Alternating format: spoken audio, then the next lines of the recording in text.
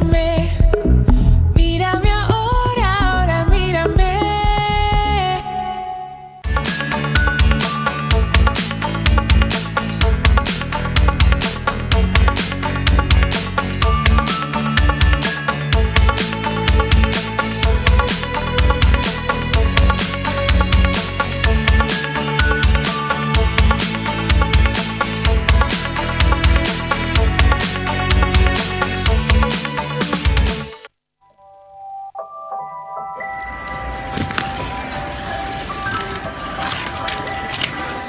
Toda la bici, como habéis visto, me dicen que tenemos que ir a la Guardia Civil a abrir la caja.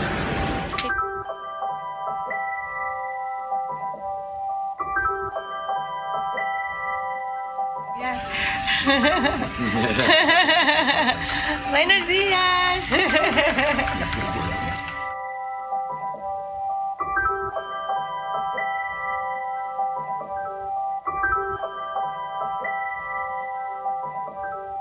Acompaña y está ahí, dándome los buenos días en Tenerife. Su nombre es Gemma Hasenbeck y tiene un objetivo: llegar a la cima del Teide en silla de ruedas. Gemma quiere demostrar que no hay límites, que todos podemos alcanzar nuestras cimas, hacer cosas grandes y mejorar el mundo. Es atleta paralímpica y ha comenzado su reto. Lo está haciendo por tramos, desde el pasado 31 de octubre y hasta el próximo 12 de noviembre. Tendrá que superar numerosos obstáculos para vencer pendientes de un 60%, la altitud o la falta de oxígeno.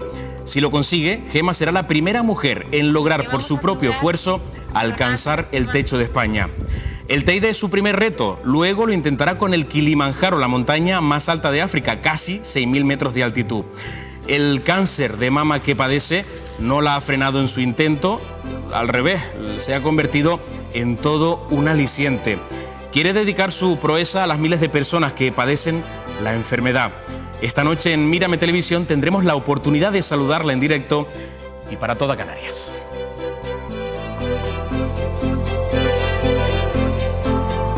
Súper el sitio. Besos, nos vemos pronto. Nos vemos.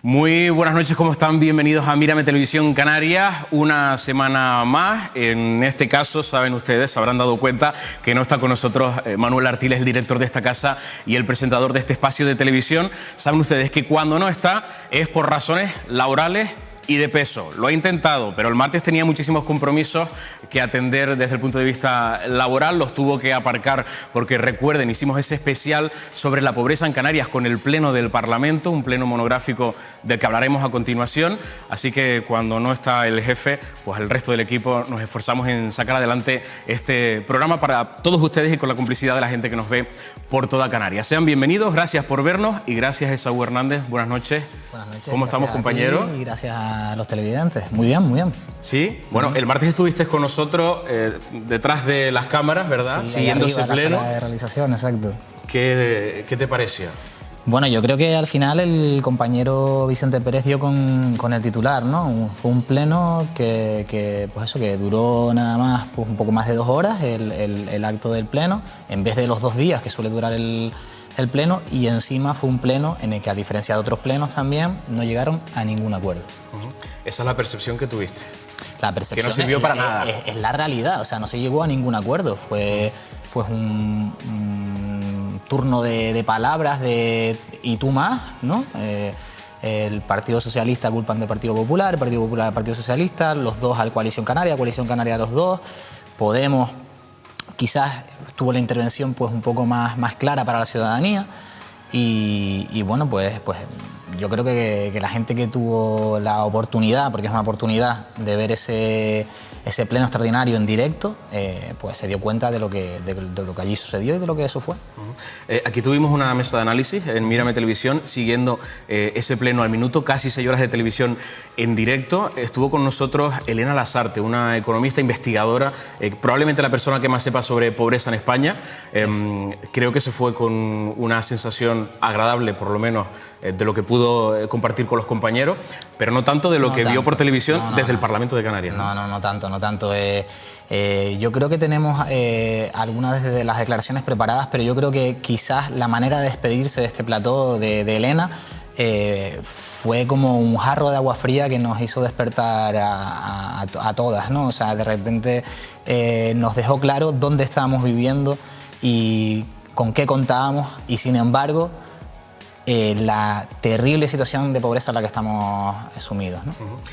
Dijo Elena Lasarte en Mírame Televisión, cuando ya se despedía después de varias horas compartiendo con nosotros esa tertulia, ese análisis sobre el pleno monográfico de la pobreza en Canarias en el Parlamento: Canarias, una región rica, una sociedad pobre.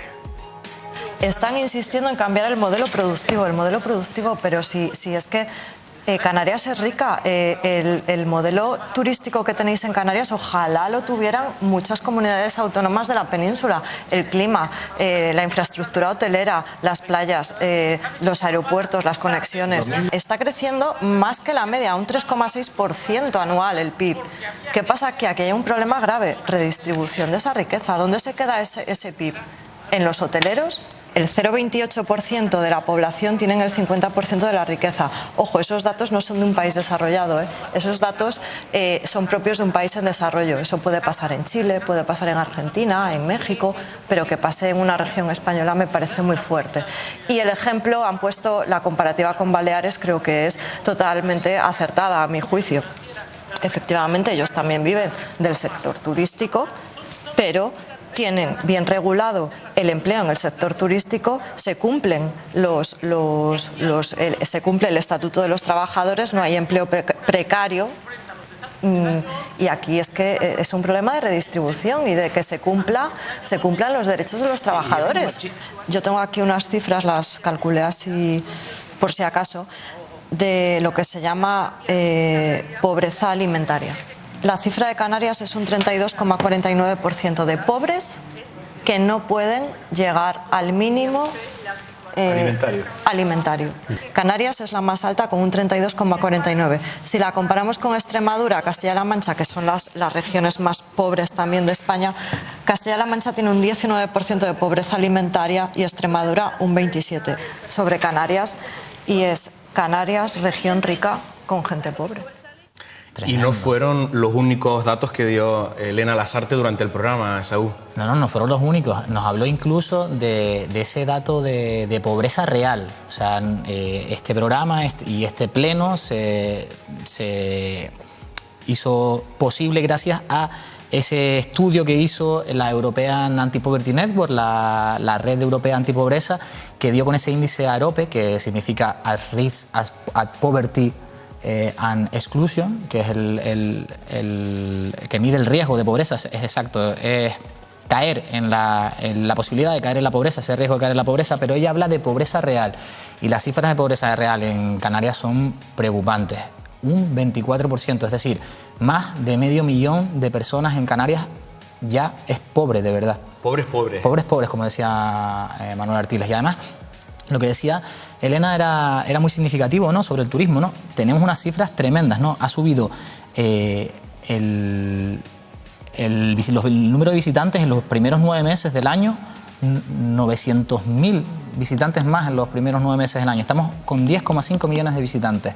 Sin embargo, eso no se está viendo reflejado para nada en los sueldos, por ejemplo, de las personas que trabajan en este sector, ¿no? Y en sintonía con eso decía, por ejemplo, Tinerfe Fumero, que lo entrevistamos también, un compañero periodista del Diario de Avisos, que aparecía en Canarias una nueva clase social que ya lleva un tiempo instalada, la del trabajador pobre, ¿no? El que no tiene para llegar a final de mes a pesar de que tiene un puesto de trabajo, ¿no? Sí, ahora hablaba Elena de Baleares, ¿no? Baleares ha negociado con los trabajadores del sector una subida del 17% en los sueldos. Canarias, pues los datos que estaba dando Elena, como decía, no corresponden a un país desarrollado, a una sociedad desarrollada, sino en vías de desarrollo, y eso es muy triste, ¿no? Bueno, Esaú, ¿tú sueles pisar el Parlamento de Canarias? Sí. ¿Por trabajo? Sí. ¿Qué sueles encontrarte en la puerta? ¿Qué suelo encontrarme en la puerta? Coches de alta gama. ¿Coches de alta gama? Sí. ¿Coches oficiales, entendemos? Coches oficiales. Pues es posible que alguna parlamentaria con las mismas siglas políticas del Gobierno de Canarias no lo tenga tan claro. Incluso nos decía que era la primera vez que en el Parlamento de Canarias vivía esa escena, la de los coches oficiales aparcados en la puerta. Elena Luis. ¿Tú crees que son parlamentarios? Yo nunca había visto eso ahí. No sé, yo no sé de quién son esos coches oficiales, pero desde luego Hombre, desde luego, nuestros no son, ¿eh? No, yo no sé, no me suelo montar mucho en coches oficiales, pero desde luego no es una situación habitual, si es lo que me estás preguntando. No es una situación habitual, no solo eso, sino que no sé qué hacen ahí y nunca los había visto, nunca ¿no? los había visto y no sé de quién soy. No sé de quién soy ni quién vino. Y el gobierno político, pero yo no sé de quién son, ¿no? Pues a mí me ha parecido tremenda la declaración, la verdad que es quizás tratarnos pues de tontos y de tontas, porque ya no solo los periodistas y las periodistas que vamos por allí pues casi cada día, sino las personas que pasean por la calle y que ven siempre esos coches aparcados allí.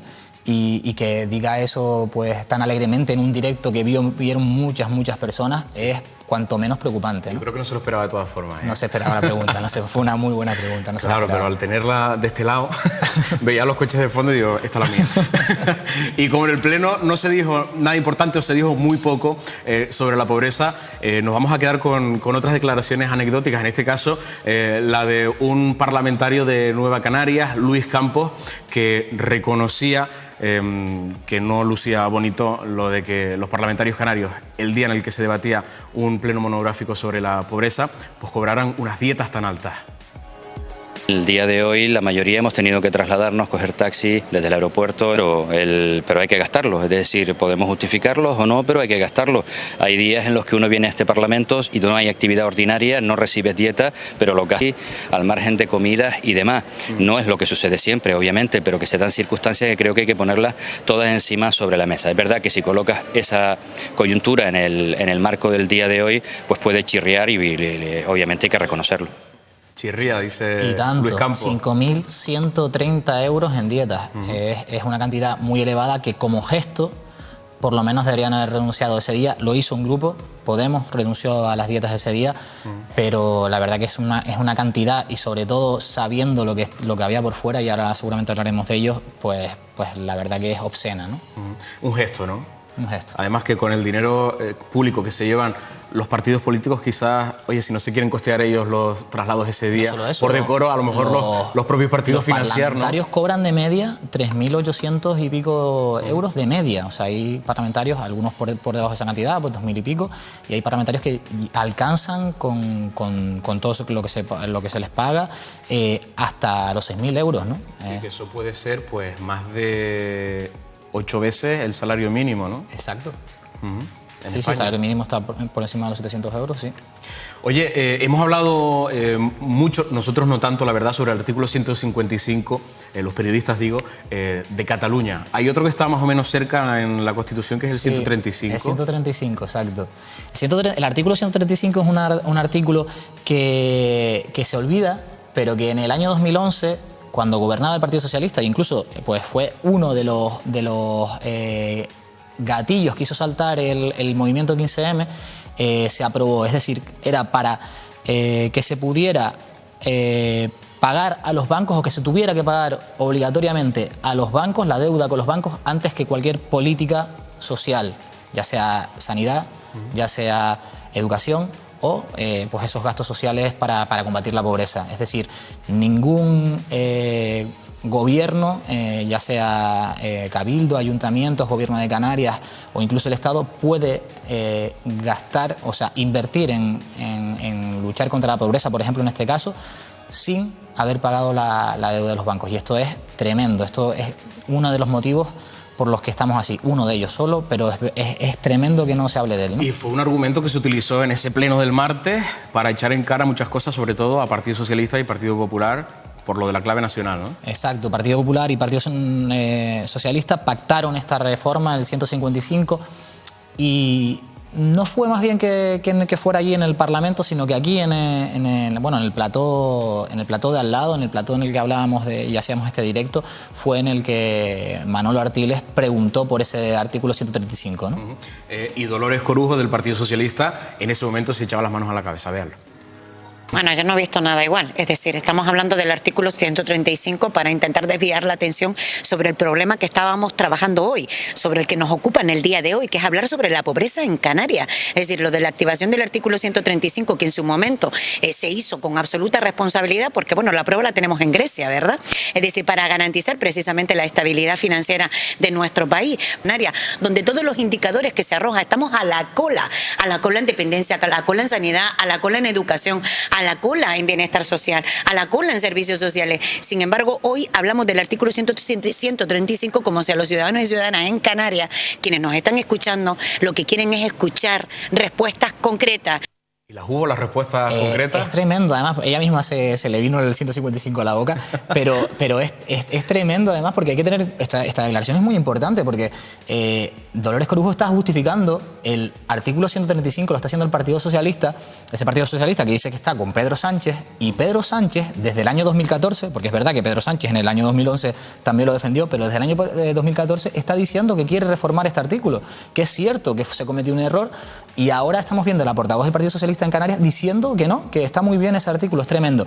Igual de tremendo que Josefa Luzardo, la portavoz del Partido Popular en el Pleno, dijera que era demagogia decir que la reforma laboral tenía consecuencias en la pobreza de las personas. Son dos declaraciones que van a la par, paralelas, casi idénticas, con dos responsabilidades distintas que no quieren asumir, ¿no? Que ambas señalaron a la otra como responsable de la otra, una del 135 y otra de la reforma laboral, pero sin embargo no admiten lo que su partido ha hecho mal, ¿no?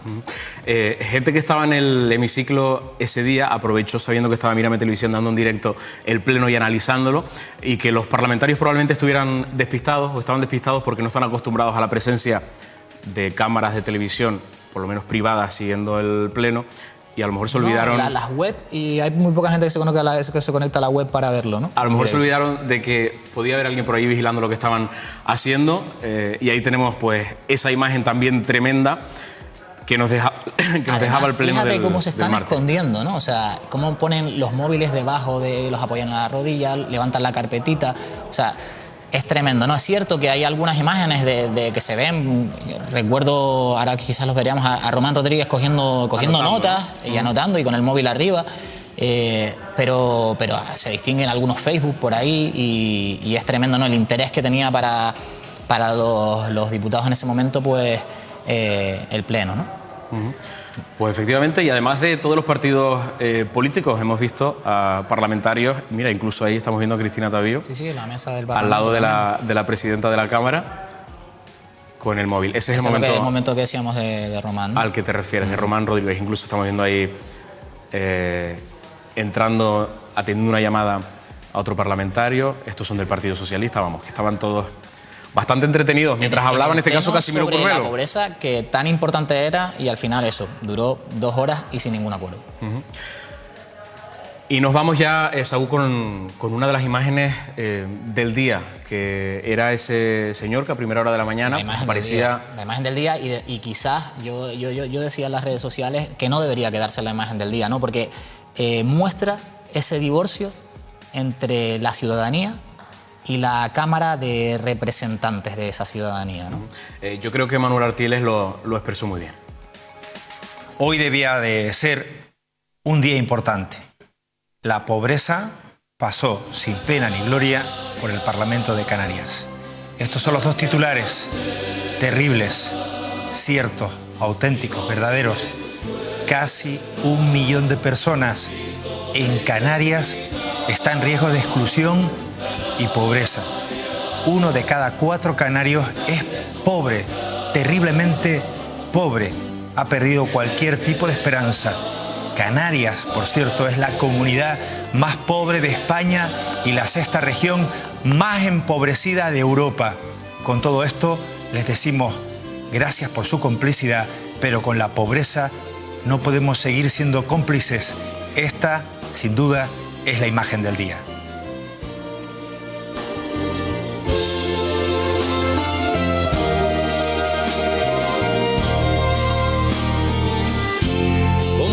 Para entregarte cada segundo de mi ser. La imagen del día, Saúl, a la que nos referíamos, ese señor que pasó la noche sí, a las puertas del Parlamento, ¿no? La pobreza durmió esa noche en el Parlamento. Durmió esa noche en el Parlamento y es un señor que duerme asiduamente por la zona y que ese día fue levantado justo antes por la policía de que aparecieran esos coches oficiales y aparcaran en la puerta, ¿no? Bueno, también tuvimos ocasión durante ese programa de conocer los testimonios de gente que se agolpaba a las puertas del Parlamento de Canarias para contar su caso y reclamar a los representantes públicos que tomaran conciencia y de una vez por todas se pusieran las pilas para solucionar ese grave problema que tiene Canarias y es el importante riesgo de pobreza y exclusión social. Vamos a escuchar el caso de María Jesús y enseguida vamos a tener la oportunidad de saludarla en directo. Mi realidad es que yo empecé a vivir de alquiler, durante un tiempo pude hacerle frente, pero la situación me cambió, me quedé cobrando 213 euros y no pude hacerle frente al alquiler. A raíz de ahí he ido a servicios sociales a comunicar mi situación, he llegado a acuerdos con el banco me dice que sí, el banco me dicen que lo van a arreglar, que me van a hacer un alquiler social donde yo pueda hacerle frente, tengo 2 hijos, cobro una ayuda de 426 euros. Tengo 2 hijos menores a mi cargo, me dicen que sí van a llegar a un acuerdo conmigo y me han traído hasta aquí en los tribunales, me han metido a un juicio, me han levantado calumnia. El resultado es que me quieren sacar sin opciones, se ha hecho todo, ha habido y por haber, hemos movido todo lo que ellos han pedido que debemos hacer y al final me siguen dejando sin opciones. Al final es la calle, o sea, se les ha entregado lo que ellos quieren, pero aún así no es suficiente, o sea, no hay forma de negociar con ellos. Me quieren tirar a la calle con mis 2 hijos porque no tengo otra opción. Yo no tengo plan B, no tengo más nada. No me niego a pagarles, pero quiero que me den la opción de un alquiler social. Yo no estoy pidiendo que me dejen la vivienda gratis. Yo no quiero eso, yo quiero pagar, quiero vivir legal. Quiero vivir tranquila con mis hijos. Vivir una vida normal, como todo el mundo mediante pueda hacerlo. Pero yo no puedo pagar lo que ellos quieren. No lo tengo. Eso es lo que pasa, dicen que sí, que lo harán y los resultados son la calle, no hay forma de negociar, se ha hecho todo, se les ha entregado todo lo que me han pedido. He estado meses tras meses buscando documentaciones por arriba, por abajo, yendo arriba, yendo abajo y al final cuando lo tienen todo es la calle.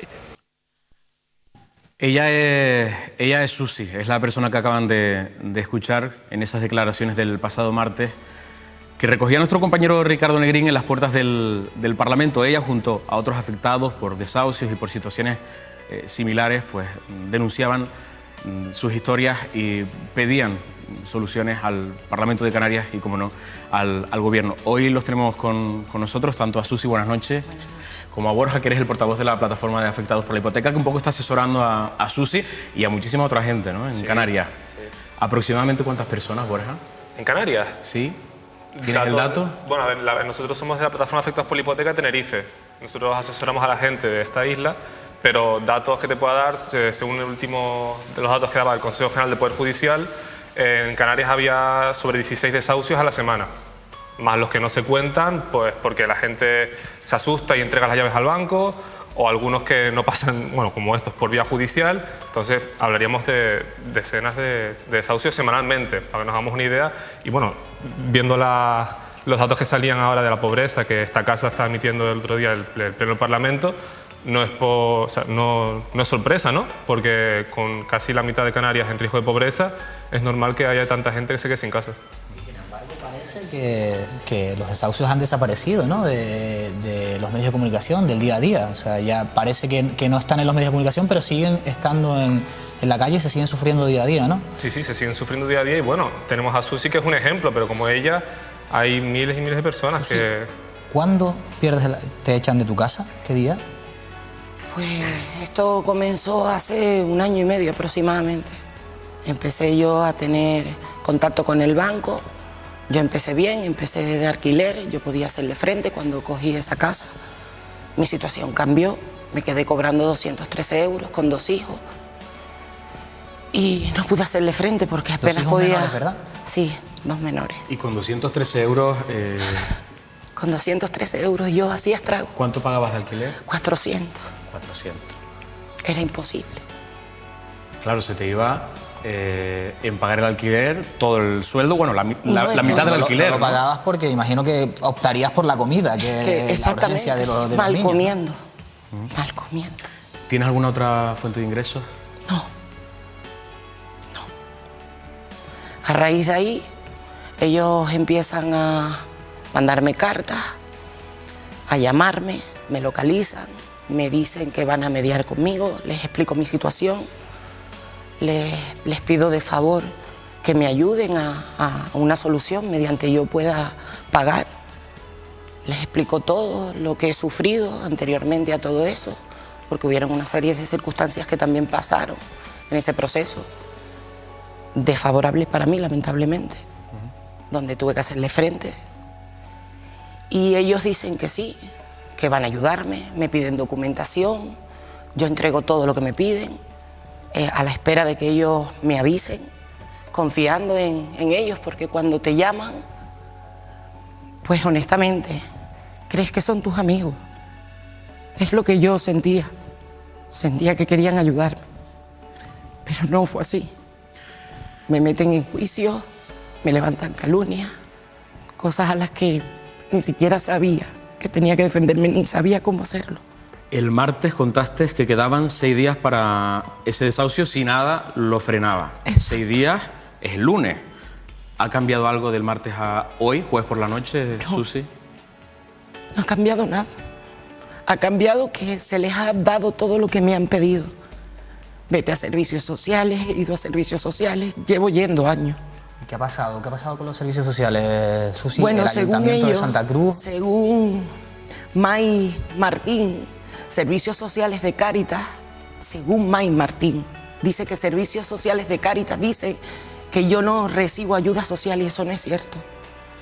Dicen que se me ha ofrecido un trabajo donde yo lo he rechazado y eso no es cierto. A mí se me ofreció sacarme un graduado escolar cuando a solo 3 días yo tenía un desahucio, yo no sabía qué hacer con mis hijos. Las palabras de Servicios Sociales de Cáritas fueron: confía en tu capacidad de resolver el problema.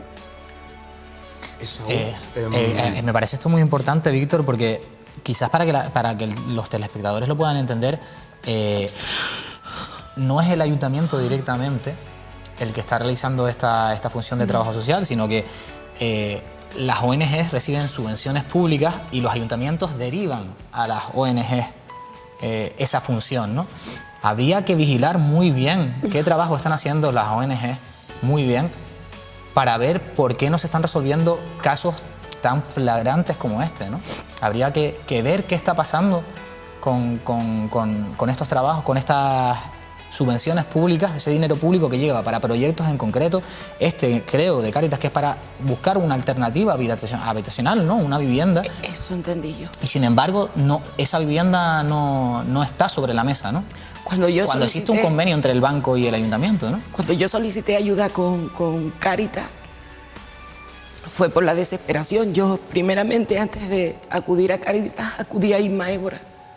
La busqué a ella porque yo estaba en un centro de víctimas de violencia de género donde yo recibí ayuda psicológica. Y la abogada de ese mismo centro me recomendó que la buscase. La busqué, ella me ayudó, pero después ella se enfermó y yo seguí con Cáritas. Cuando llegó el momento donde yo entendí que yo estaba buscando una solución y que ellas me iban a ayudar, las palabras que recibí fueron esas: confía en tu capacidad de resolver el problema con 2 hijos. Esto es importante porque además Inma Évora, que para que lo sepan los televidentes es una activista social y colaboradora de esta casa, ha demostrado en los últimos años tener esa capacidad de parar desahucios que no han podido parar organismos públicos, ONG. Y a mí me gustaría saber, es una pregunta que de verdad lanzo, me gustaría saber si tiene algo que ver que este caso no se resuelva con que Inma Évora haya vuelto precisamente para intentar conseguir que esta persona que no estaba siendo ayudada sea ayudada. Me gustaría saber si tiene algo que ver. ¿Sabes lo que es la pobreza heredada? La pobreza heredada. La pobreza se hereda. La pobreza, desgraciadamente, se hereda. ¿Verdad, Susi? Sí. se hereda y bien heredada. ¿Por qué lo sabes? Porque lo he vivido. Yo y mis 4 hermanos hemos pasado por todas esas situaciones.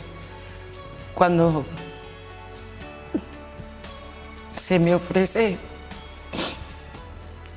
ir a un centro con mis hijos, no, ni siquiera con los 2. Tengo que desentenderme del mayor. Solo puedo estar en un centro con mi hija, la menor de 5 años. Automáticamente yo lo rechazo. Yo he vivido eso y no quiero eso para mis hijos, porque mis hijos, aunque sea en la calle, van a estar mejor conmigo, a solas, que en un lugar así. ¿Cuál es la entidad financiera? No entendí. La entidad financiera que estaba detrás del desahucio. La Caixa. La Caixa. ¿Te han llamado en estos días? Sí. Sí. Para atormentarme. Para decirme que yo, con 426 euros que cobro, no puedo estar en ese piso. Que tengo que buscarme otro lugar. Como si eso fuera una opción. Como si yo eligiera esa opción. Yo desearía poder irme a otro lugar. ¿Pero dónde? ¿A dónde? Borja, ¿casos como el de Susi son habituales en la plataforma? Son muy habituales. De hecho, la pobreza en España tiene cara de mujer, porque el perfil que nos encontramos siempre es una familia monoparental, en el que está la madre con los hijos, generalmente de menores de edad. La madre muchas veces pues, es víctima de violencia de género incluso, y ese es el perfil que tenemos. Es un perfil estándar y muy típico que nos encontramos en la plataforma. Y nosotros creemos que en este caso, en el de Susi, se está llegando a cuestiones personales ya, porque no entendemos cómo el mismo martes, creo que era, se había ya gente, un miércoles, gente de la plataforma, antiguos miembros de la plataforma, con Caixa, habían conseguido o negociado un alquiler o se había paralizado los procesos judiciales que tenían, siendo la misma entidad. Y sin embargo, Susi la dejan correr para adelante con el desahucio y creemos que es algo personal. No entiendo ¿Por qué? Susi, yo soy redactor de esta casa y cuando el jefe no está me toca presentar, pero considero que trabajo en un medio de comunicación y si no, Esaú me puede echar una mano aquí, que creo que es transparente. El que vea Mírame Televisión habitualmente sabe que la Caixa es un cliente nuestro que se anuncia en Mírame Televisión por el potencial que tenemos, porque llegamos a toda Canarias y porque creen en el proyecto de Mírame y además nos han acompañado en proyectos solidarios durante todos los años de andadura de esta casa. Yo le conté tu caso a Manuel Artiles, del que ya tenía constancia el martes. Manuel Artiles, que hoy no ha podido estar con nosotros, sí me ha dicho que él confía en la Caixa y que va a mediar para intentar solucionar tu caso. ¿Vale? Gracias.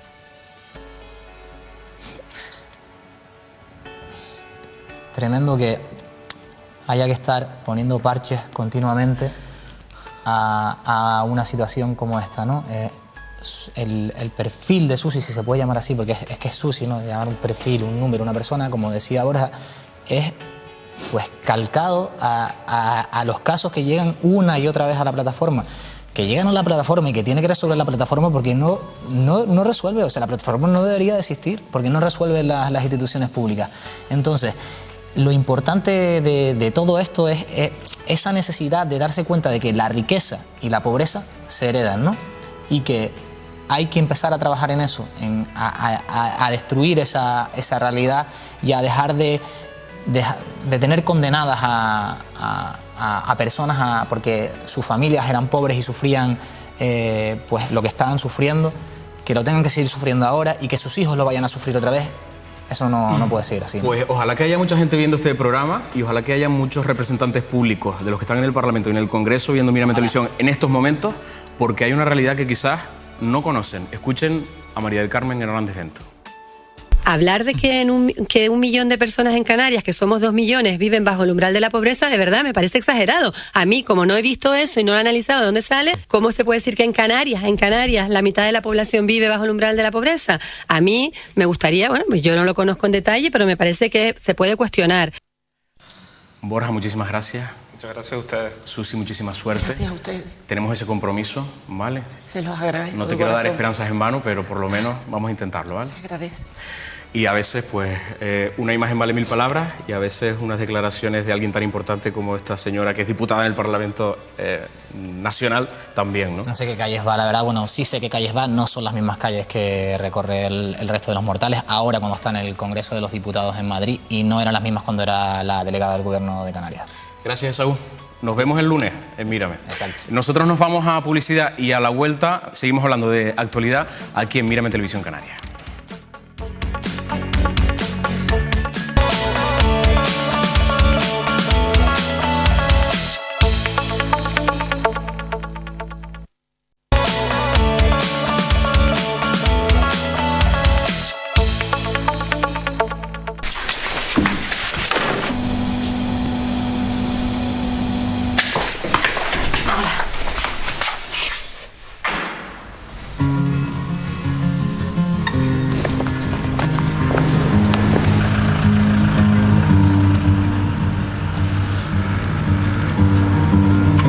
Hoy hemos sabido que las mujeres que han sufrido violencia de género o psicológica presentan un grave deterioro de su salud. Gracias.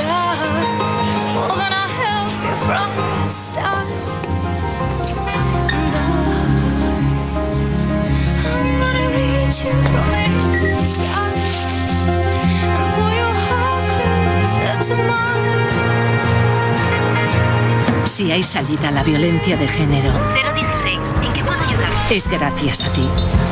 Únete. Gobierno de España. Lamentablemente, ayer, miércoles, en Canarias, concretamente en el sur de Tenerife, en el Fraile, conocíamos una noticia que es la que es, y es esa mujer que era asesinada por su marido en el Fraile, en el sur de Tenerife, de nuevo a manos de su marido. Fue asesinada. Esa es la noticia. Nosotros no queremos saber cómo fue la muerte, no nos interesa conocer cómo era la relación entre la pareja, no nos interesa conocer cómo fue arrestado incluso este hombre, que ya está a disposición judicial, porque lo que nos interesa es lo que no distraiga la atención de lo que importa, y es que una mujer ha vuelto a ser asesinada en Canarias, insisto, a manos de su marido. Para hablar de violencia de género, hemos traído a la secretaria de Igualdad de la Unión de Profesionales de la Comunicación de Canarias, nuestra compañera Monse Delgado. Monse, buenas noches. Buenas noches, Víctor. Terrible suceso de nuevo en el sur de Tenerife, aunque me decías tú, suceso, quizás no. No. Suceso no, porque la violencia de género o la violencia contra las mujeres es un problema estructural y es un problema bastante importante en esta sociedad, y que tenemos ya que apartarlo de la sección de sucesos de los medios, porque es un problema social, es un problema que tenemos en Canarias, es un problema que tenemos en el resto del Estado, con una cantidad de feminicidios y asesinatos de mujeres terrible a lo largo de cada año, y es un problema que también se tiene en otros países y en otras culturas y digamos a nivel global. Es un problema de muchos años de machismo y de patriarcado que quizás tenemos que poner sobre la mesa como un problema de Estado y un problema global que nos afecta a todas las sociedades. ¿Cuáles son los datos actualizados que tenemos en Canarias y a nivel nacional de las que a manos de sus parejas, mujeres, han sido asesinadas durante este 2017? Pues mira, los datos oficiales hablan de 43 mujeres asesinadas. En Canarias se habla de 4 casos, más un caso más en investigación, es decir, 5. Y son datos que reflejan esa dura realidad, ¿no? Quizás hay otros datos que también vienen desde organizaciones civiles o organizaciones de profesionales, donde no solamente se cuentan los casos de mujeres que han sido asesinadas por sus parejas o por sus exparejas, sino otra serie de víctimas víctimas, como puede ser, por ejemplo, lo veíamos el otro día en la noticia del caso Morate, si no recuerdo mal, de este hombre que asesinaba a su pareja, o a su expareja en este caso, y a la amiga de ella que la acompañaba también recientemente en el proceso de separación, y al final ha sido condenado hace muy poco, ¿no? Es decir, las víctimas de la violencia son las mujeres, pero fundamentalmente también muchos otros daños, ¿no? Tengo la sensación, a ver si nos ayudas a entender qué es la violencia de género, porque claro, en esto hay mucho desconocimiento, a veces por ignorancia, ¿verdad? Y yo creo que es positivo que estés hoy aquí. Yo creo que hemos pasado del algo habrá hecho la mujer para que le pase eso, al hay mujeres que también maltratan a sus maridos, y es un mensaje que está calando mucho en la sociedad. Pues fíjate, desgraciadamente parece o da la sensación a veces que en algunas cosas o a nivel incluso informativo, los propios periodistas y medios en Madrid en el 2015 firmaron pues un documento, un decálogo donde hacían un poco de autocrítica, porque quizás es verdad que hay cosas a nivel informativo en lo que parece, y hay informaciones en las que parece que vuelve a haber muchos prejuicios y muchas historias que no tienen que ver con una realidad como es la violencia de género. La violencia de género no solamente asesina a mujeres cada año, la violencia de género hace que muchas mujeres pongan denuncias, la violencia de género hace que haya una cantidad de familias afectadas, y es la violencia que se ejerce sobre las mujeres por el hecho de ser mujeres. Eso lo refleja la ley, lo refleja no solo la ley canaria, la ley estatal, las convenciones europeas e internacionales. Es esa violencia que se ejerce contra las mujeres por el hecho de ser mujeres. Este año, en 2017, se cumplen 20 años de un terrible asesinato que fue el asesinato de Ana Orantes. Ese asesinato, porque parece que nos estamos narcotizando muchas veces, ¿no? Y parece que cada vez más es una mujer más y es otra mujer más, y esto es como lo que hablábamos antes de la pobreza, que parece que no tiene solución, y sí que las hay, ¿no? Y sí que las hay. Con el tema de la violencia también hay soluciones. Pues son 20 años desde ese asesinato de Ana Orantes. Eso sacudió este país. ¿Y por qué? Porque ella fue a un programa de televisión a contarlo, cuando la violencia se consideraba algo doméstico, algo de puertas para adentro. Un tabú, ¿no? Exacto, y empezó a partir de ese momento. Esa mujer había puesto muchas denuncias, había habido fallos judiciales graves, y a partir de ahí pues se cambió el Código Penal. A partir de ahí la sociedad empezó a tomar conciencia, los poderes públicos empezaron a tomar conciencia sobre la importancia de este fenómeno como un problema social, y los medios de comunicación también, los profesionales de los medios de comunicación también, porque ella acudió a ese programa y a los pocos días fue asesinada por el que entonces era su marido, ¿no? Si me equivoco en algún término de lo que digo, tú me corriges. Bueno, ¿vale? Estamos para aprender. Estamos para aprender. Todas. Yo te quería preguntar, a lo mejor digo una burrada, pero ayúdame. Sabes que los periodistas tenemos casi por ética profesional tratar con mucha delicadeza los suicidios. ¿Tú estás observando que la manera en la que se está tratando la violencia de género puede generar un efecto no deseable en la sociedad? Yo ese análisis no lo hago de esa misma manera, es decir, como se ha tratado con el tema de los suicidios. Es más, ha sido cuando los medios de comunicación tenemos un papel importantísimo, es decir, y porque no solamente informamos de lo que ocurre, de lo que pasa en la realidad, que es sacar la violencia del ámbito doméstico, de las puertas para adentro, sino que además tenemos otro papel, no solamente es informar, sino también es formar, y también es formar esa ciudadanía, ¿no? Que tiene que estar bien informada y con una realidad compleja como es esta, ¿no? Lo que sí tiene que haber, y eso es fundamental, es un tratamiento correcto en los medios de comunicación, y existen decálogos desde hace muchos años y existen recomendaciones desde hace muchos años en las que se habla de cómo se debe tratar la violencia de género de una forma correcta a nivel informativo, y eso es fundamental. Si lo hacemos mal, el daño también es nefasto, ¿no?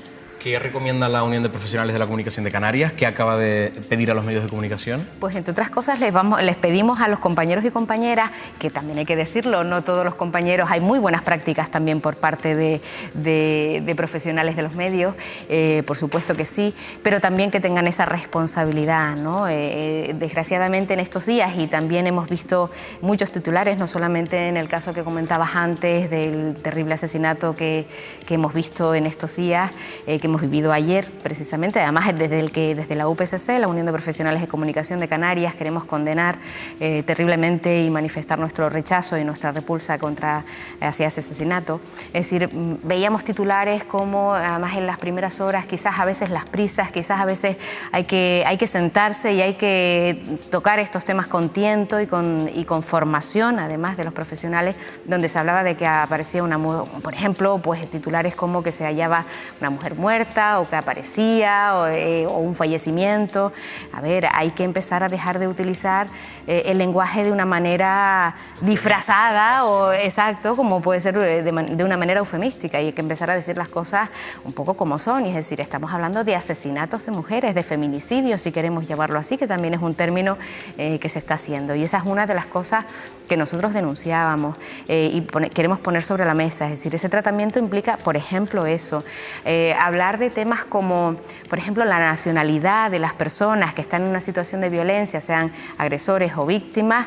Creemos que es un dato que no es relevante y que además lo que hace es que puede fomentar esos prejuicios xenófobos o racistas que, como decíamos antes, es decir, esto es un fenómeno global, mundial, universal, desgraciadamente, es decir, y que ocurre en todas las culturas y en todas las sociedades, con lo cual es un dato que no es relevante, que quizás no es informativo y que desvía la atención de lo importante, ¿no?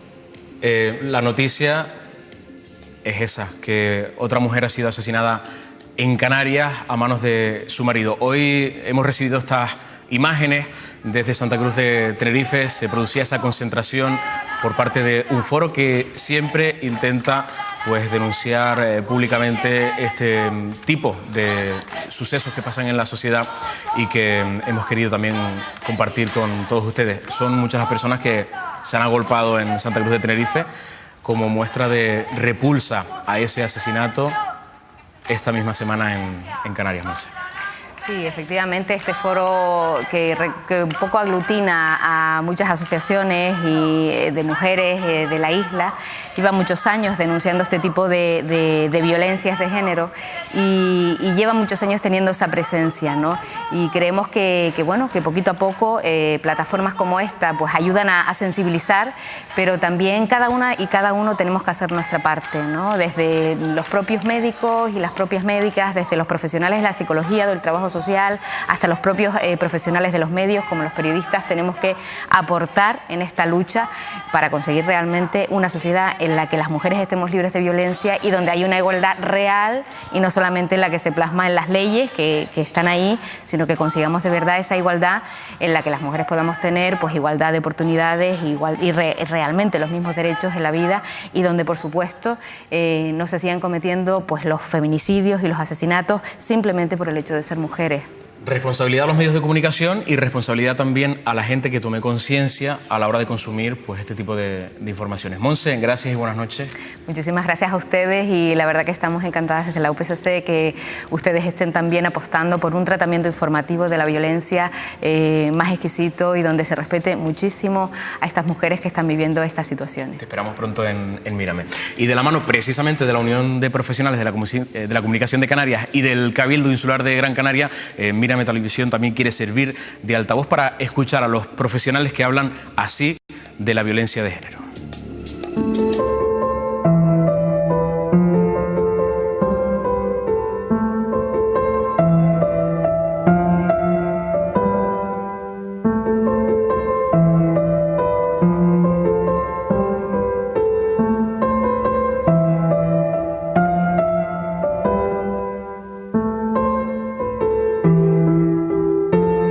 El enfoque interseccional nos anima a que cuando analizamos la realidad no tener en cuenta solo la variable del género, es decir, por ejemplo, no observar solo si en los medios aparecen más hombres o mujeres, sino introducir otras variables como puede ser pues, la clase social, la raza, la relación entre lo rural y lo urbano. El estudio Monitoreo Global de Medios, que se hace cada 5 años en distintos países, incluido España, muestra que las mujeres somos solo el 28% de protagonistas de las noticias En el caso de las fuentes expertas bajamos al 9% y un dato especialmente preocupante es que solo somos mayoría en las noticias sobre crimen y violencia y que salimos como víctimas el doble que los hombres. Si tú haces periodismo ignorando la perspectiva feminista, estás ignorando al 52% de la población.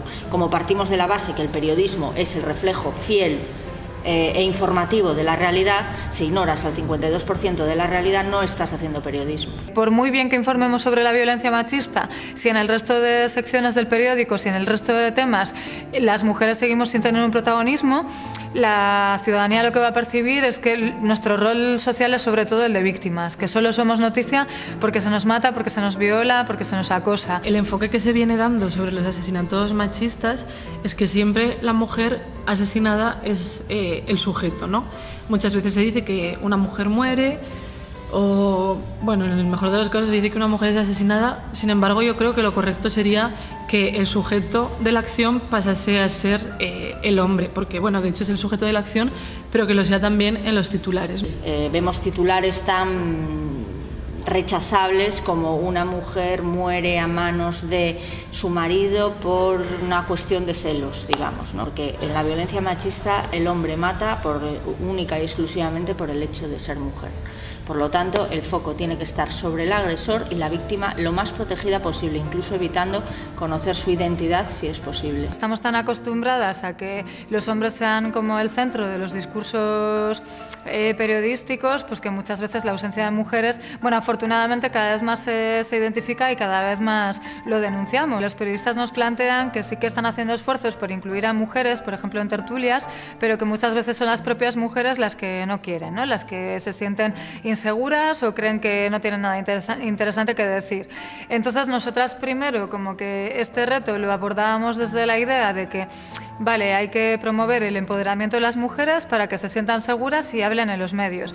Pero con el tiempo hemos ido reflexionando que sería incluso más interesante observar cuáles son las rutinas y las dinámicas de los medios que hacen que las mujeres no se sientan cómodas en ellos. Esa labor pedagógica está en nuestras manos. Tenemos el altavoz, tenemos los medios para hacerlo y de alguna manera nuestro trabajo también es intentar transformar un poco esta sociedad o pues hacer comunicación para generar cambios y para generar conciencia. Con la colaboración de Mírame, Televisión de las Islas Canarias.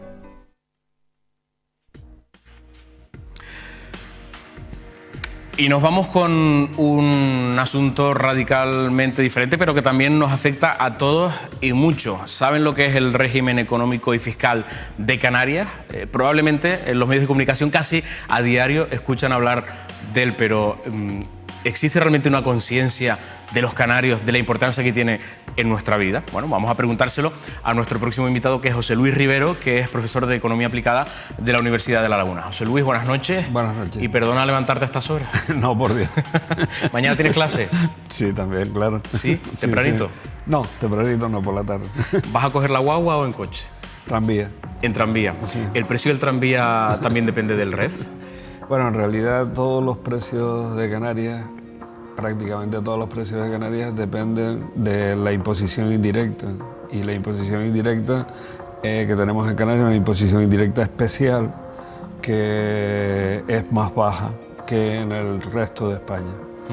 ¿Qué es el REF? El régimen económico y fiscal de Canarias, que además tiene mucha historia, ¿no? Sí, bueno, prácticamente las especialidades de Canarias empezaron desde casi el momento de la conquista, ¿no?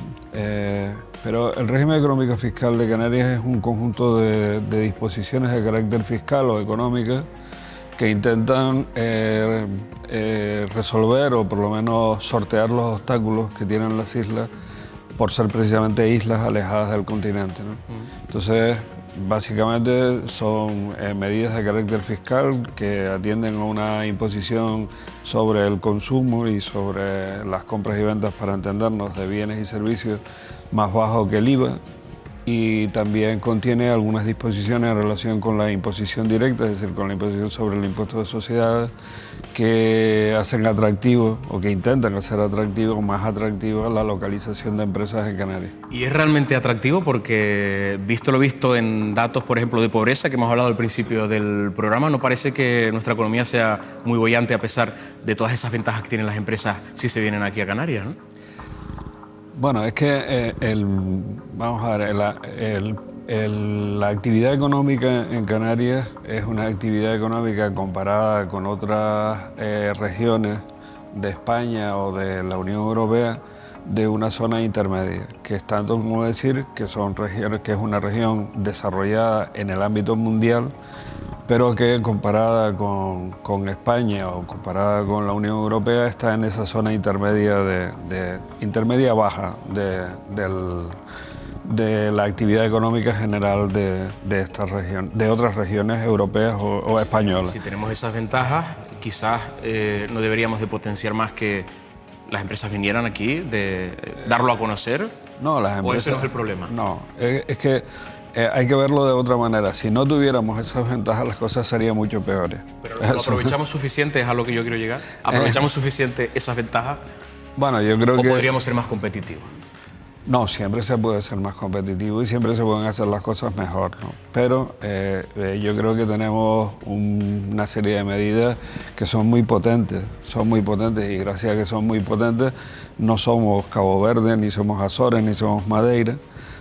Somos una región que está bastante por encima. Usted fíjese que si usted coge todas las regiones del Atlántico, desde Galicia hasta el sur de África, solo la región de Lisboa tiene una actividad económica por cabeza, por ciudadano, superior a la de Canarias. Probablemente preguntaríamos por el REF a la gente y pensarían en el tabaco y en el precio de la gasolina. Pero el REF, lo acabas de decir, va mucho más allá, ¿no? Claro, sí, en realidad todos los bienes que se compran y se venden prácticamente están sujetos a una imposición menor que el IVA. ¿Por qué en otras comunidades de España que tienen también importantes ventajas fiscales, ¿no? Como los fueros de Navarra, País Vasco, la gente parece que lo lleva con orgullo y con una conciencia real, la opinión pública? En Canarias yo no observo lo mismo, José Luis. Mi percepción también es esa, es que en Canarias nos hemos acostumbrado a tener determinadas especialidades y no valoramos lo que tenemos y no... como no lo valoramos en su justa medida, tampoco parece que haya una percepción de que hay que defender las cosas y que hay que mejorarlas y que hay que...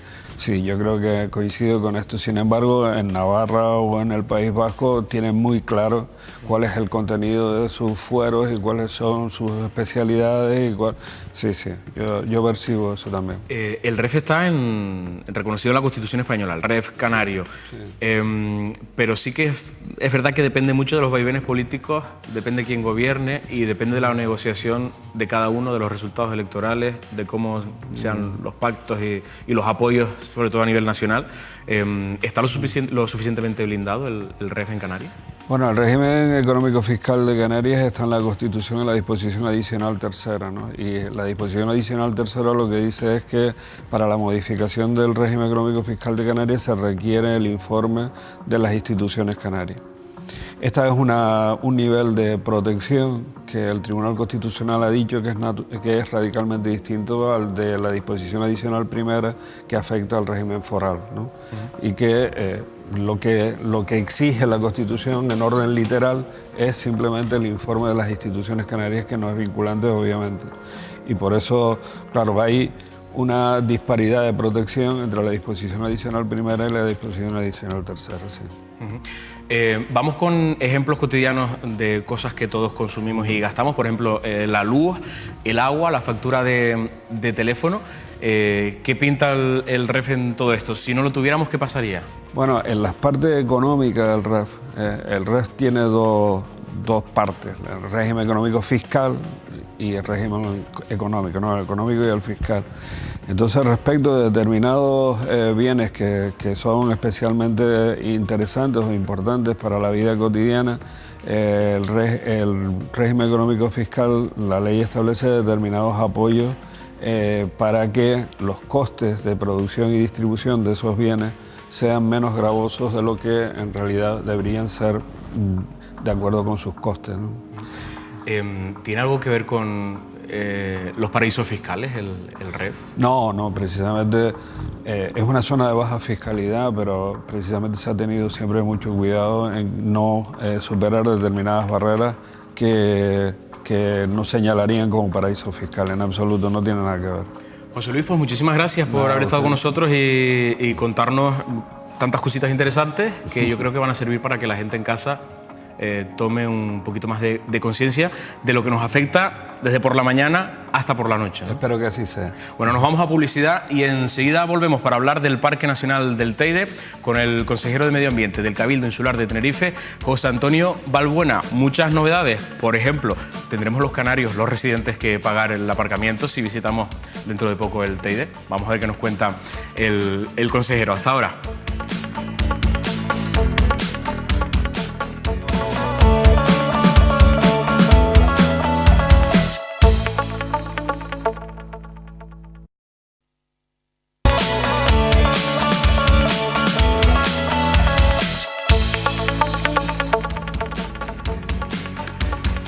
José Antonio Balbuena, consejero de Medio Ambiente del Cabildo Insular de Tenerife, buenas noches. ¿Qué tal? Buenas noches. ¿Cómo estamos? Pues bien, Oye, el día. La primera pregunta, dejaba yo cebando antes de la publicidad, ¿vamos a tener que pagar los residentes por aparcar en el Teide o los turistas? Bueno, en principio todavía no está definido cuál va a ser la política de precios.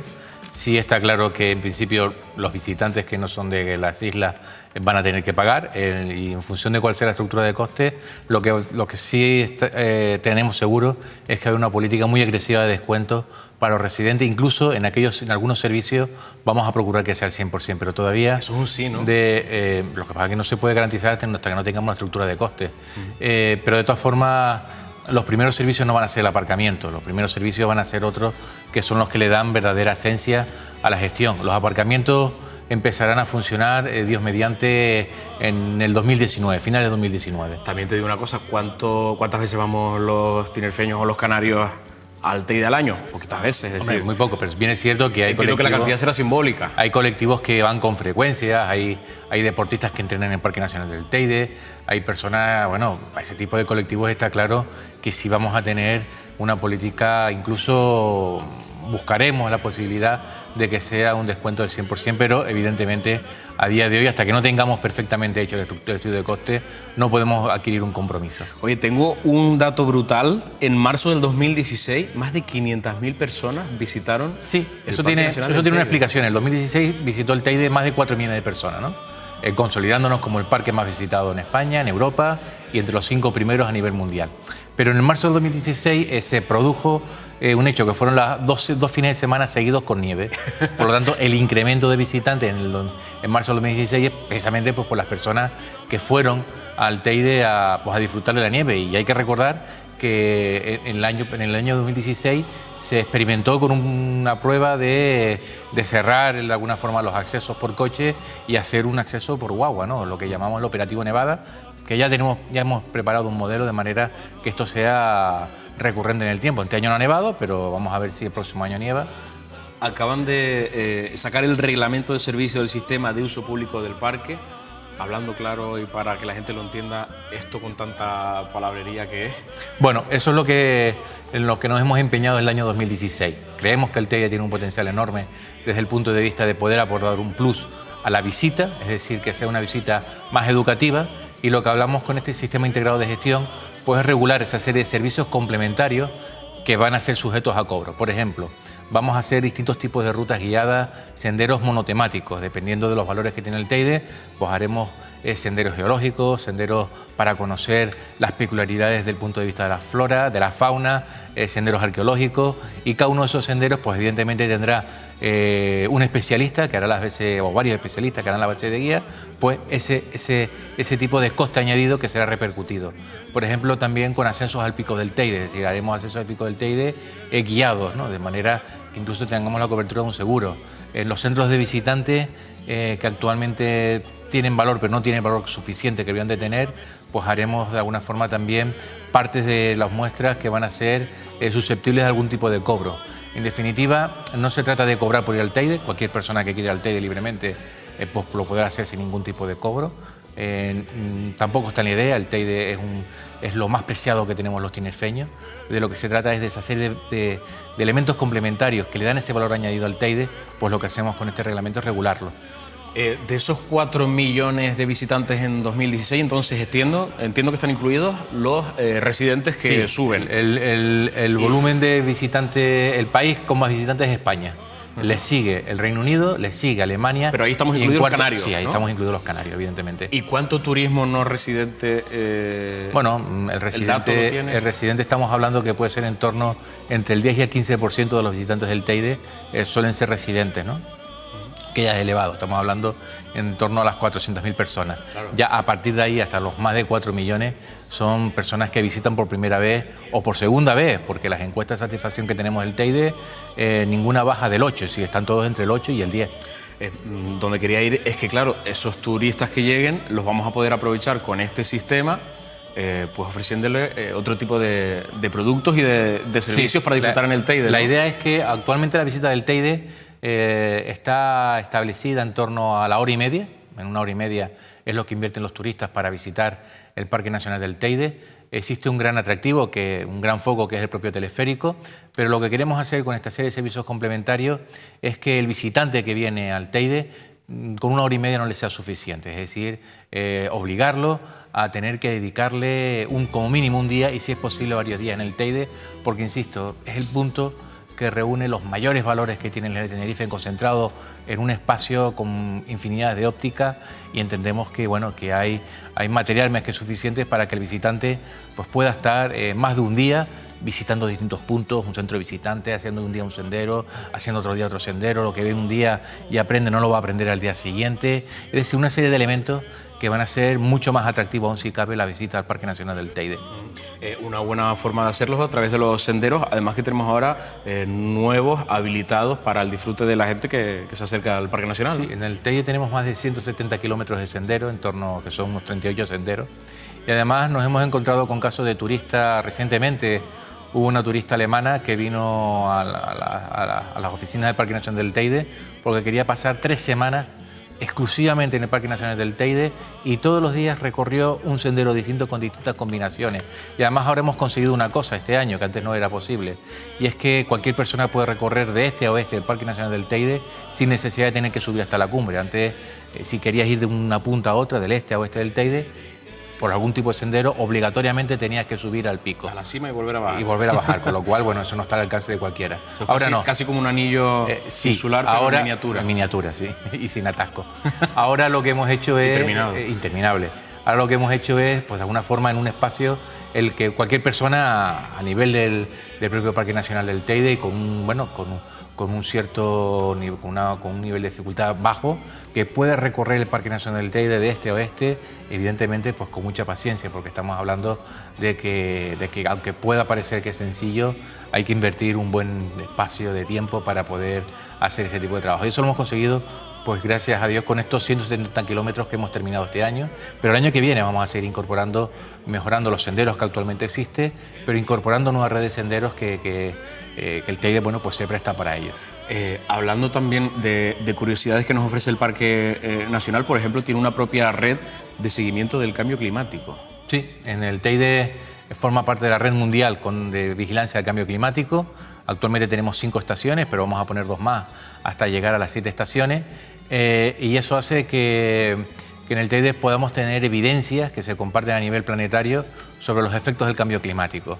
Se mide todo, se mide desde la temperatura del terreno, las emisiones de dióxido de carbono del propio terreno, se mide velocidades, se mide radiaciones, se mide concentraciones de polvo en la atmósfera, es decir, se miden los distintos parámetros, y además eso lo vamos comparando con datos más visuales en el propio terreno. Estamos viendo cómo hay zonas del Parque Nacional donde una flora está desapareciendo, en otros puntos hay flora que se daba por extinguida en los años 60, pero que a raíz del incremento de las temperaturas ha vuelto a reaparecer y ya no es una flora en peligro de extinción.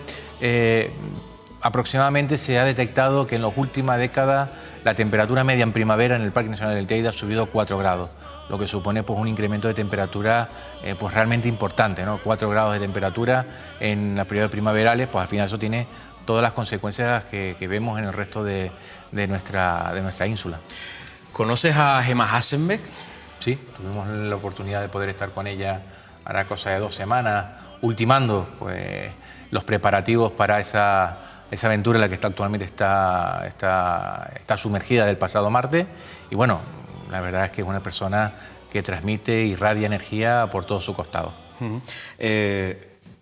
Voy a darte una pequeña sorpresa, probablemente no lo sepas, pero vamos a tener la oportunidad de hablar con ella para ver cómo le va. Ah, perfecto. ¿Sí?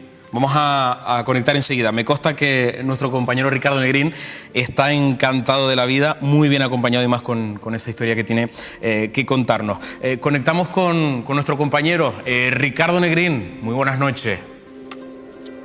Hola Víctor, buenas noches. Estoy encantado. Vengo al parador del Teide porque he recibido una llamada. Me han soltado un chivatazo, tal cual. Venía de hacer una entrevista con Balbuena, el consejero de Medio Ambiente, que también es consejero de Servicios Sociales del Cabildo de Tenerife, y me han contado que había por aquí una atleta paralímpica con un montón de inquietudes y con un montón de talentos que está llamando la atención del planeta completo, que tiene seguimientos de varios medios de comunicación nacionales cada día y que está retándose a sí misma, pero mejor que te lo cuente ella. Te presento a Gemma Hasenbeck. Hola Gemma. Hola Ricardo, hola Víctor. Gracias por el ratito y perdón por el asalto. No, encantada de estar con vosotros y de compartir este reto tan maravilloso. Gemma, ahora te voy a ir presentando poco a poco porque eres una personalidad, bueno, que tiene muchísimos perfiles. Gracias a tu amigo Rafa, los tengo todos un poco en la cabeza, pero vamos a ir por el principio. Estás aquí porque te estás planteando un reto que para muchos nos parecería imposible. Cuéntalo tú misma. Bueno, estoy estos días ascendiendo el Teide. Va a ser la primera vez en el mundo que una persona con silla de ruedas culmine la cima del Teide, el pico más alto de España, por su propio esfuerzo. No lo hago sola, con un equipazo maravilloso estoy y vamos cumpliendo etapas. Ya hemos cumplido hoy la primera fase, ¿sabes, Ricardo? Estamos muy contentos porque hemos cubierto ya hasta la cima de Montaña Blanca y ya mañana vamos a empezar el sendero estrechito hasta llegar al refugio. ¿Cuál es el planteamiento? ¿Cuál es la planificación? ¿Cuánto vas a hacer cada día? ¿Con cuánta inclinación? ¿Cuánto tiempo? ¿Y cuánto esfuerzo te va a costar? Hay 3 fases. Cada fase la hago con un vehículo porque el espíritu del reto no es que yo llegue a la cima. Por un lado es demostrar que cualquiera puede conseguir sus cimas, no hay límites, pero este reto es para que yo sea la primera, pero no la última. Estamos diseñando prototipos para que las personas en mi situación que viven en la selva, en la montaña o en la nieve se puedan mover con facilidad, porque yo con esta silla que es estupenda y me hago caballitos y bailo con Rafa y todo, me lo paso muy bien, mira, ¿ves? Estoy ahí. Pero claro, esta silla en la montaña no me sirve para nada. Vale. A mí ni a nadie que viva necesite una silla de ruedas como yo. Entonces el proyecto de lo que trata es de generar tecnología para ayudar. Que yo digo que como el hombre puede llegar a la luna y a nosotros nos cuesta ir a comprar el pan, ¿no? Pues se trata de hacer accesible el entorno natural para todos. Qué interesante. Seguramente por eso estás recibiendo tanto apoyo del Cabildo, por ejemplo, o de medios de comunicación que hacen un seguimiento diario para descubrir cómo evoluciona ese reto tuyo, ¿no?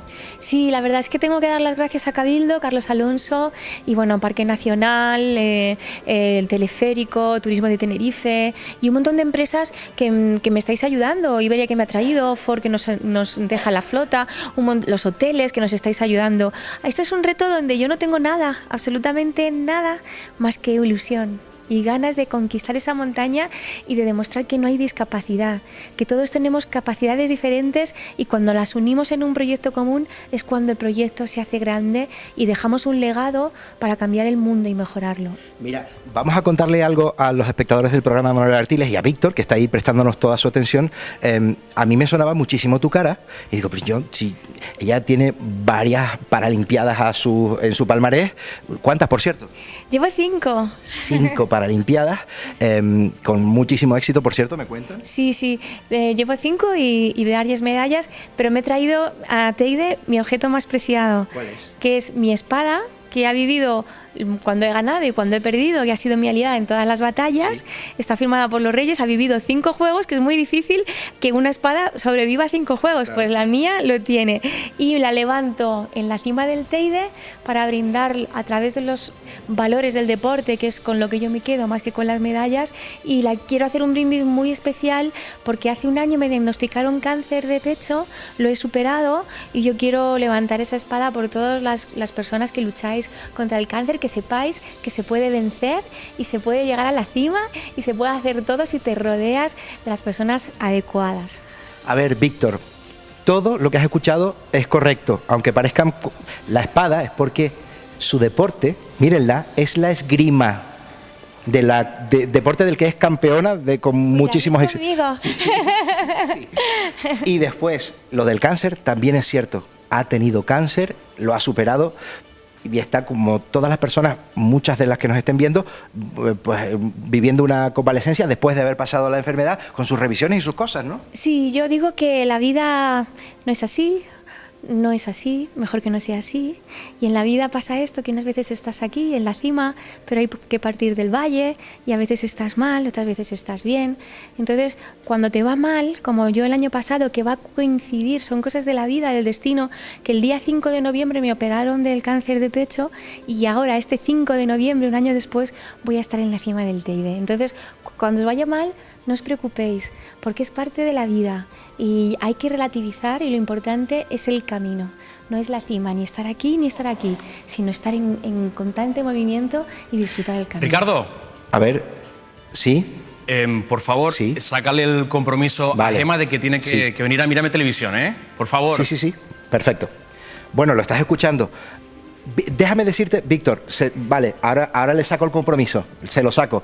Déjame decirte solo 2 cositas. Antes de despedir la conexión, yo quisiera hablar con ella de su faceta de modelo, de marcas y de productos, que debido a sus éxitos, pues también tiene una carrera muy importante con respecto a eso, y de actriz.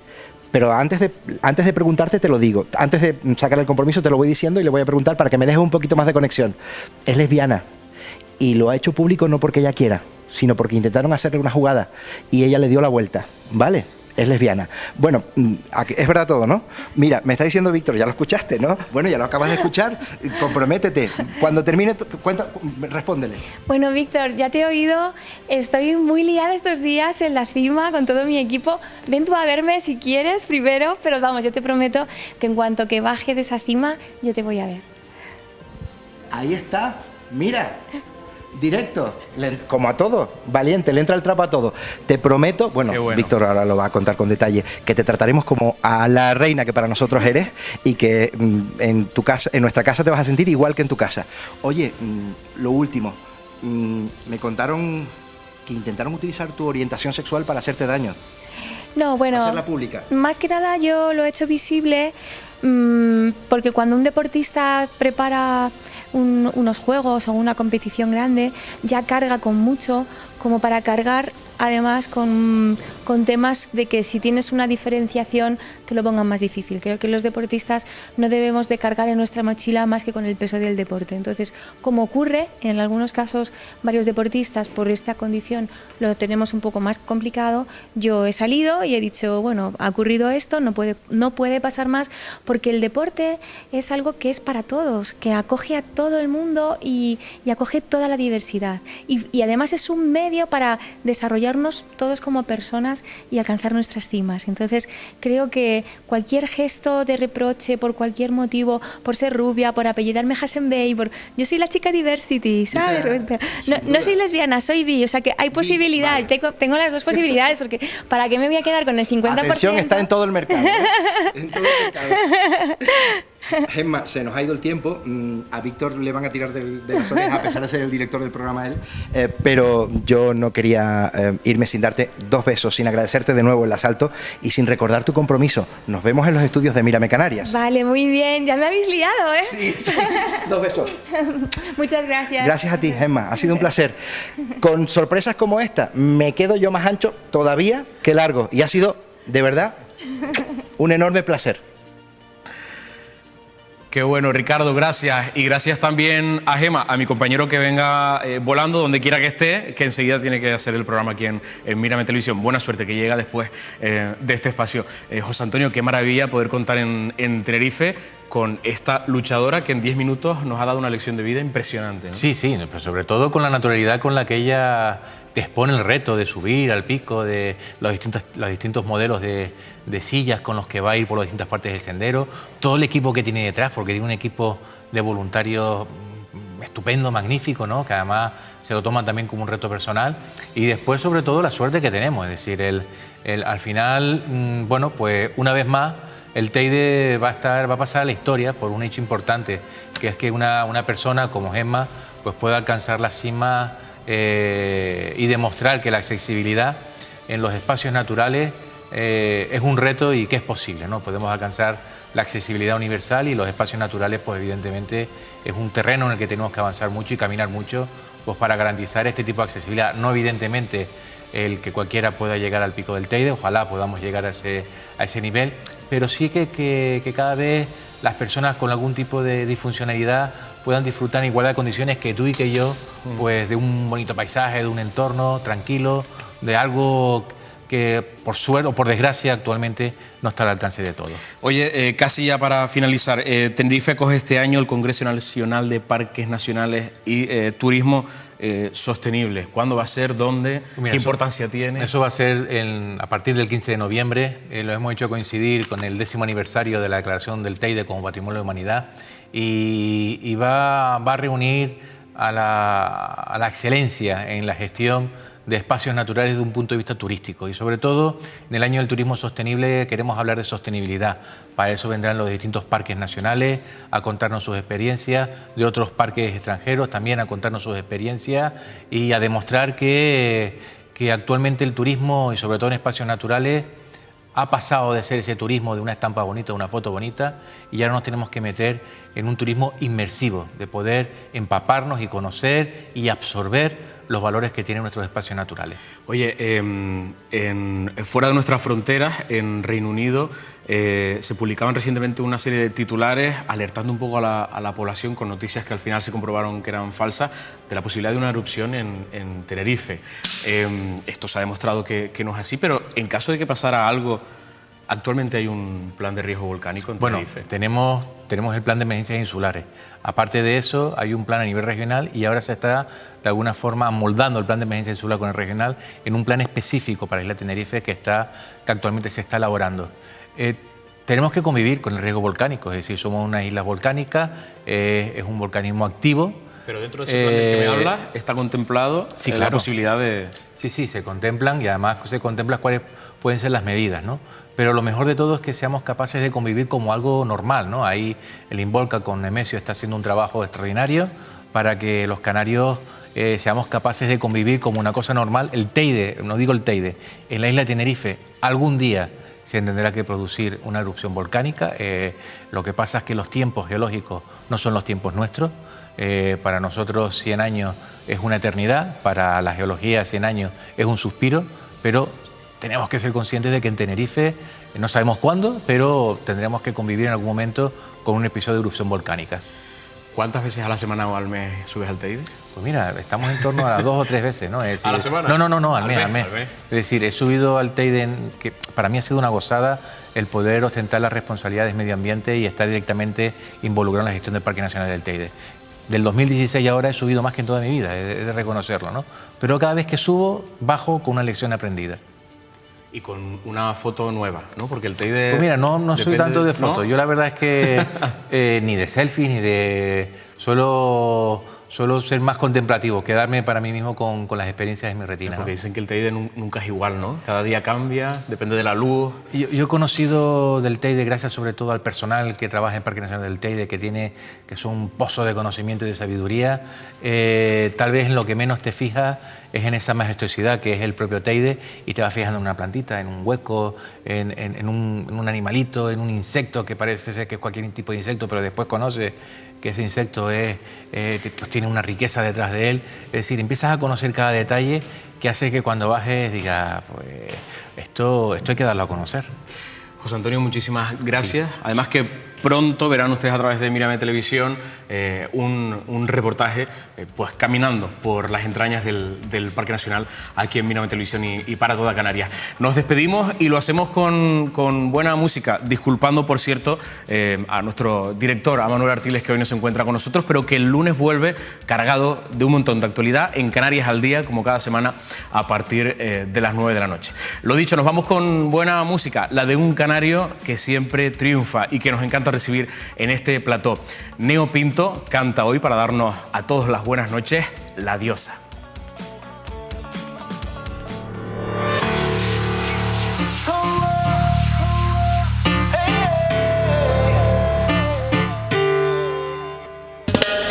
Por el barrio suele pasear una diosa de otro lugar.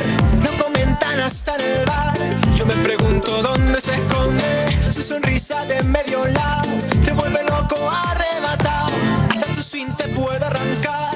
Yo me pregunto dónde se esconde. Si yo la busco por aquí, ella me sale por allá. Una diosa misteriosa, ella es única. Si yo la busco por aquí, ella me sale por allá. Una diosa peligrosa. Y en la disco suelta su pelo y el mundo cae a sus pies y un movimiento te puede enloquecer. Y la miro, se viene conmigo, se sigue acercando y yo le pido. Yo te quiero tener, quiero rozar tu piel. Tú y yo quiero ser.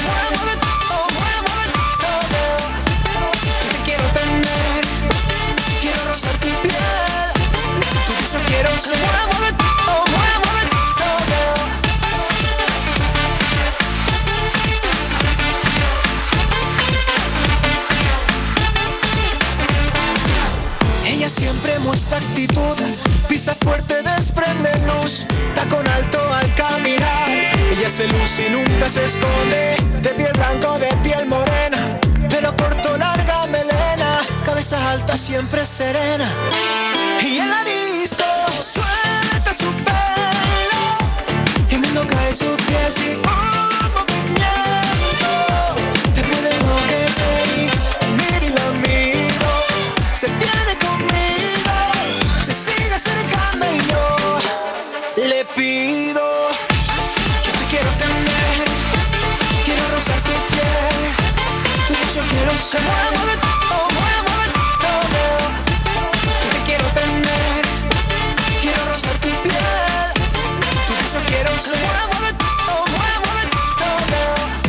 Una diosa peligrosa, su figura bailando se ve hermosa.